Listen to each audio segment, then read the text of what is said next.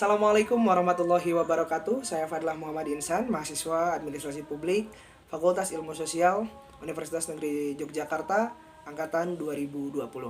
NIM saya 204 171 44005. Izinkan pada video ini saya menjawab terkait soal ujian akhir semester mata kuliah pengambilan keputusan sektor publik yang diampu oleh Ibu Kurnia Nurfitriana.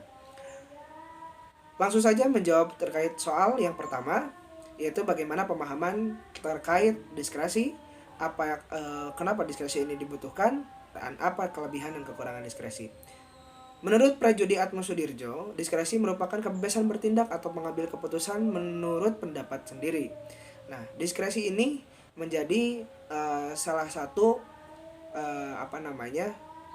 kebijakan yang dimiliki oleh pejabat atau pemerintah yang berwenang untuk dengan bebas menentukan kebijakan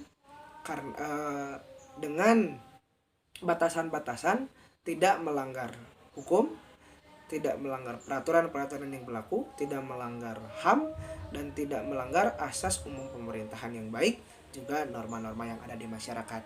Jadi dengan diskresi ini pemerintah bisa dengan bebas menentukan kebijakan yang sesuai dengan situasi dan kondisi yang ada.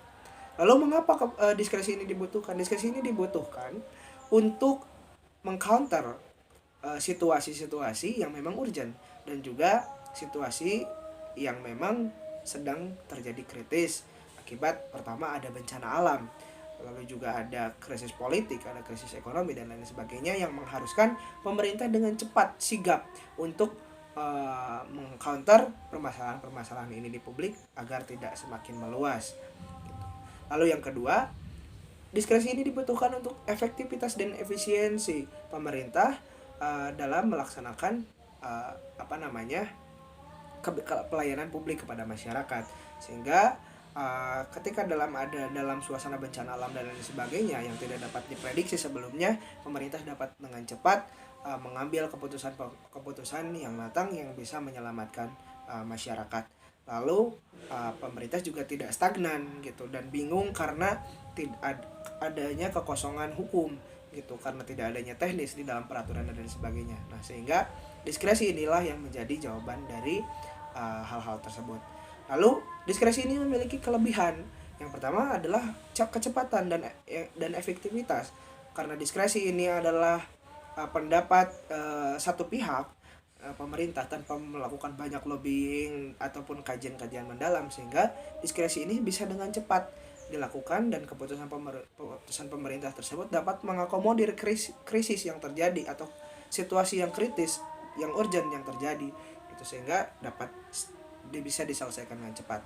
Lalu kelemahannya adalah satu, diskresi ini mudah sekali dimanfaatkan oleh pihak-pihak yang tidak bertanggung jawab, sehingga dikhawatirkan diskresi ini mengakibatkan kepentingan individu. Yang kedua, karena kecepatan pengambilan keputusan, ditakutkan diskresi ini bukan menyelesaikan masalah tetapi menambah beban masalah. Itu untuk jawaban nomor 1. Selanjutnya jawaban nomor 2 itu terkait analisis SWOT dan bagaimana analisis ini dalam pengambilan keputusan di dalam sektor publik.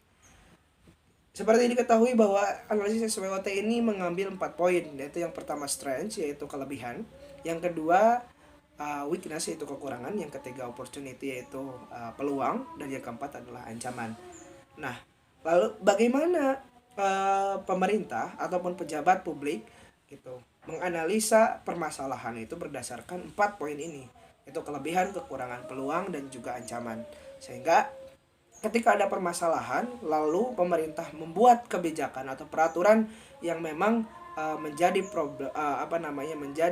jawaban terkait permasalahan ini, harus melalui analisis dulu. Yang pertama yaitu kelebihannya bagaimana, lalu yang kedua kekurangannya seperti apa, lalu yang ketiga bagaimana peluang-peluang apa yang bisa dilakukan, dan yang keempat ancaman-ancaman apa yang akan terjadi.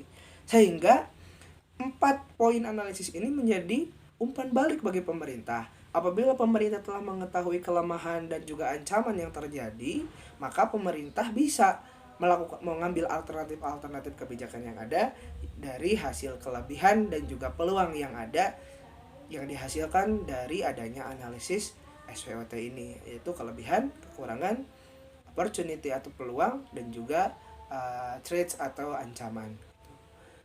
Lalu yang ketiga, bagaimana manajemen konflik yang harus diterapkan dalam pengambilan keputusan? Seperti diketahui bahwa konflik adalah situasi di mana satu pihak merasa dirugikan atau mungkin merasa ada satu hal yang negatif yang diberikan oleh pihak lain, begitupun sebaliknya, sehingga terjadilah satu konflik yang memang konflik ini adalah hal yang tidak bisa kita lepaskan dari kehidupan, baik itu kehidupan individu maupun kehidupan berbangsa dan bernegara ataupun berorganisasi, terutama di pemerintahan. Nah, bagaimana manajemen konflik ini dilakukan untuk dijadikan satu pengambilan keputusan yang memang goalsnya adalah bagaimana kita sebagai pengambil keputusan itu harus manage konflik tersebut menjadi satu satu pertimbangan dan satu keputusan yang bisa diambil benang merahnya dan kita selesaikan secara matang. Itu ada beberapa hal yang bisa dilakukan dalam manajemen konflik. Yang pertama yaitu adalah negosiasi. Gimana negosiasi ini atau teknik lobbying ini? Negosiasi antara satu pihak dan pihak yang lainnya kita pertemukan, kita cari permasalahannya, kita sama-sama saling terbuka, saling menyampaikan apa yang dirasakan oleh satu pihak dan pihak yang lainnya, sehingga setelah adanya pertemuan itu, nah barulah ada masalah yang sesungguhnya yang kita bisa tarik kesimpulan, lalu kita tarik benang merahnya. Nah, sehingga dari benang merah itu kita akan bisa menentukan, kita bisa akan memecahkan masalah-masalah yang terjadi antara konflik dari konflik tersebut gitu. Sehingga konflik ini menjadi satu pelajaran gitu. Meskipun ada beberapa konflik yang memang tidak bisa diselesaikan dengan semudah itu, tetapi manajemen konflik ini adalah bagaimana kita bisa berkomunikasi, bagaimana kita bisa bernegosiasi, bagaimana kita bisa saling melobi supaya ada kesepakatan, ada kesepahaman antara pihak satu dan pihak yang lainnya, sehingga mencapai persetujuan, mencapai kesepakatan yang saling menguntungkan antara dua pihak tersebut dan menghindari terjadinya konflik yang berkelanjutan. Lalu selanjutnya nomor 4, bagaimana terkait pengambilan keputusan berdasarkan analisis sumber masalah. Seperti diketahui bahwa analisis sumber masalah ini kita menitik beratkan gitu sesuatu analisis ini kepada titik masalah tersebut.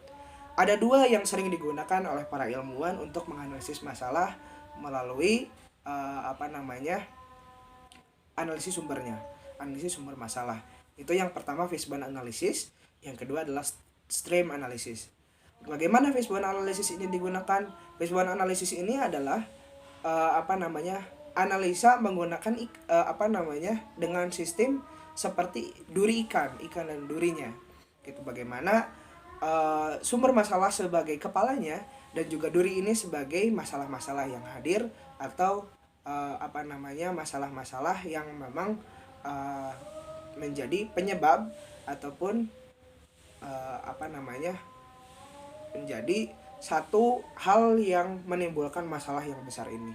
Nah, di dalam fishbone analysis ini kita fokuskan terhadap satu masalah, yaitu sumber masalah yang menjadi kepalanya, lalu kita cari gitu satu apa penyebabnya untuk kita tarik kesimpulannya, sehingga nanti kita bisa simpulkan bahwa karena ini penyebabnya terjadinya satu masalah ini, sehingga penyebab-penyebab inilah yang harus kita perbaiki sehingga masalah ini tidak terjadi lagi. Begitu pula dengan stream analysis, di mana stream analysis ini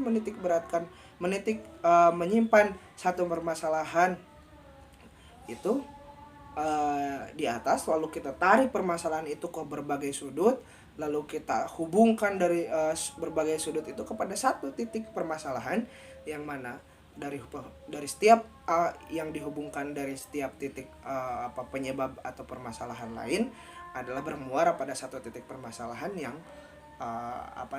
yang memang ini adalah sumbernya gitu. Sehingga nanti ketika kita sudah tahu sumber masalahnya dari berbagai titik, maka kita akan bisa menentukan bagaimana penyelesaiannya, bagaimana solusinya gitu. sehingga masalah ini dapat terselesaikan dengan baik. Lalu yang kelima, bagaimana jelaskan berdasarkan paparan dari narasumber terkait pemimpin yang dibutuhkan di era disruptif, bagaimana pengaruh dan peran pemimpin dalam pengambilan keputusan di era disruptif, apa yang dibutuhkan di era disruptif, dan juga bagaimana yang harus dilakukan untuk membangun karakter diri dalam menghadapi tantangan di era disruptif. Satu, bagaimana karakteristik pemimpin yang dibutuhkan di era disruptif. Tentunya disruptif ini adalah satu situasi yang memang tidak bisa seperti itu terus. Artinya disrupsi ini adalah terus adanya perubahan-perubahan yang terjadi di setiap waktunya, gitu. Sehingga di dalam situasi disruptif ini kita membutuhkan pemerintah yang bisa menyesuaikan situasi. Kita bisa harus memiliki pemimpin-pemimpin yang paham akan kondisi, gitu. Bagaimana ketika kondisi seperti ini, bagaimana ketika kondisi seperti itu dia bisa menyesuaikan. Lalu yang kedua, pemimpin yang dibutuhkan di era disruptif adalah pemimpin yang inovatif dan kreatif. Karena zaman semakin berubah, inovasi semakin terus berubah juga, gitu. Lalu teknologi semakin canggih, situasi juga semakin kompleks, sehingga pemimpin-pemimpin itu dibutuhkan adalah kreativitas dan inovatif, gitu. Sehingga dia terus bisa maju, terus pikirannya ke depan, bahkan seharusnya bisa melampaui zaman. Sehingga apa yang belum orang lain pikirkan, si pemimpin itu karena dia itu adalah visioner, gitu, sehingga dia tahu apa yang akan terjadi ke depan, sehingga dia sudah mempersiapkan segala sesuatunya dari awal, gitu. Itu yang dibutuhkan pemimpin di era disruptif. Yang ketiga, di era disruptif ini para pemimpin itu sangat diperlukan untuk menguasai iptek atau ilmu pengetahuan dan teknologi. Karena di era disruptif, di era perubahan saat ini, ilmu pengetahuan dan teknologi ini sangat-sangat diperlukan di dalam segala bidang, di dalam segala aspek kehidupan. Sehingga kehidupan ini sangat bergantung sekali terhadap teknologi informasi, gitu. Nah, sehingga pemimpin di era disruptif sangat perlu untuk menguasai ilmu pengetahuan dan teknologi. Dan yang terakhir adalah pemimpin di era disruptif tidak hanya menguasai itu, tapi juga harus dilandasi dengan imtak. Karena dengan disrupsi, perubahan yang terjadi, globalisasi dan lain sebagainya, semakin kompleksnya permasalahan, landasilah para pemimpin itu dengan adanya kehadirannya iman dan takwa. Dengan iman dan takwa, kita bukan hanya bisa menghalau kemajuan zaman, tetapi juga kita bisa menghalau diri kita sendiri, individu kita, agar bisa menjadi baik, sehingga kita bisa menjaga idealisme, menjaga kelakuan kita untuk bisa menyesuaikan dengan kehidupan tantangan zaman, gitu, dengan berlandaskan pada keimanan dan ketakwaan. Lalu bagaimana pengaruh peran pemimpin dalam pengambilan keputusan di era disruptif? Pengaruh dan peran pemimpin di era disruptif ini juga karena permasalahannya semakin kompleks, karena permasalahannya semakin besar, gitu, karena permasalahan juga tidak monoton seperti di saat-saat sebelumnya yang memang terkesan masih bisa diselesaikan dengan cara-cara lama. Tidak bisa. Tetapi pada saat ini pengaruh pemimpin itu sangat-sangat besar, terutama terkait perubahan. Karena diperlukannya inovasi, diperlukannya kreativitas, diperlukannya pembaharuan baik dalam pemerintah, dalam keputusan, sehingga ini perlu pengaruh yang sangat besar dari seorang pemimpin.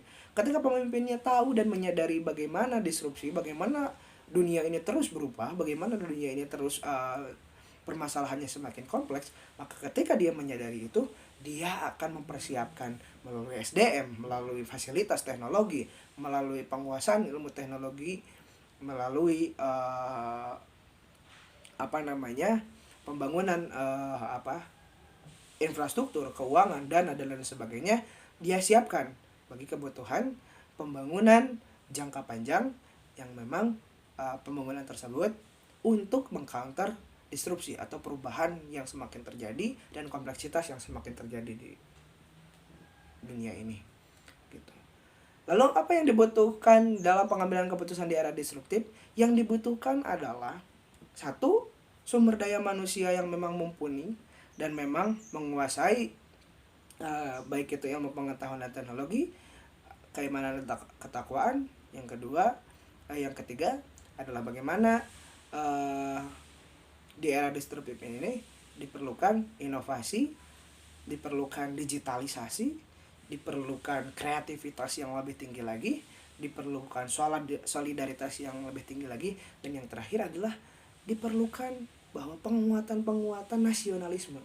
Karena di tengah globalisasi ini tentu nasionalisme ini akan semakin tergerus karena di dalam globalisasi ini percampuran antar dunia, pencampuran budaya ini sangat besar terjadi, itu sehingga akan mengaburkan anak-anak muda, para penerus generasi bangsa terhadap purwadaksi mereka, terhadap adat istiadat mereka, karena memang pengaruh globalisasi, pengaruh disrupsi perubahan dan permasalahan yang semakin kompleks ini terjadi. Yang keempat, bagaimana yang harus dilakukan untuk membangun karakter diri dan menghadapi tantangan era disruptif? Satu, kita harus senantiasa belajar terus bagaimana kita mengasah pikiran kita untuk semakin inovatif. Lalu yang kedua, kita asah diri dan kreativitas kita. Yang ketiga, kita bangun solidaritas antar teman, antar sesama anak bangsa, sehingga kita bisa saling menguatkan satu sama lain. Dan yang ketiga, bagaimana kita harus mampu berkolaborasi. Jadi sekarang ini bukan saat kita dimana kita saling bertahan di dalam ego sendiri, tapi bagaimana kita harus berkolaborasi supaya kolaborasi itu bisa menjadi jawaban terhadap tantangan era disruptif yang semakin kompleks permasalahannya, kita selesaikan dengan kolaborasi. Yang terakhir, karakter yang perlu dibangun di era disruptif adalah kejujuran, lalu keimanan dan ketakwaan, lalu juga bagaimana sikap-sikap seperti tanggung jawab, disiplin, visioner itu perlu diterapkan dan perlu dimiliki untuk dan perlu karakter-karakter tersebut diperkuat dan juga diperkuat dengan nilai-nilai karakter bangsa sesuai dengan amanat Pancasila dan Undang-Undang Dasar 1945. Itu saja mungkin jawaban terkait ujian akhir semester mata kuliah pengambilan keputusan sektor publik. Mohon maaf apabila ada kesalahan kata. Saya ucapkan terima kasih. Assalamualaikum warahmatullahi wabarakatuh.